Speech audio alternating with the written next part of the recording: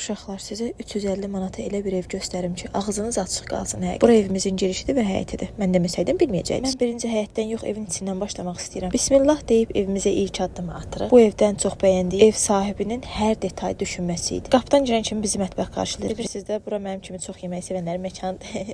Təbii ki, hara gedəcəm, birinci xaladenik açıram. Təəssüf ki, içi boş idi. Gələn səfər içinin dolu olması ümidi ilə qapılarını bağlayıram. Burada da ət axtarırdım, ət də yoxdur. Sizə aparmaq istəyirəm nağıllar aləmi. Yəni evimizin ilk otağına. Bu arada işıqları yandıra getmişəm. Ta 100 illik hesab eləyərsiniz dana. Yaxşı. Uşaqlar, bu evin dizaynerini mənə tapın. Gələcəkdəki evimi dizayn elətdirəcəm. Şkafın qapısını açan kimi şortiki bizi qarşılayır. Kimin şortiki də bu yaddan çıxıb qalıb, gəlsin götürsün. Təbii ki, bu bir zarafatdır. Bunu əlavə olaraq özləri qoyublar ora. Ki kimsə tələsə qaça birdən o evə gələr və şortik götürməyi unudar, buradan istifadə eləsin. Bu isə bizim böyük zalımızdır. Burada qəşəng romantik filmlər izləmək, dostlarınızla, sevdiklərinizlə maraqlı oyunlar oynamaq, böyük ekran TV-də futbola baxmaq olar.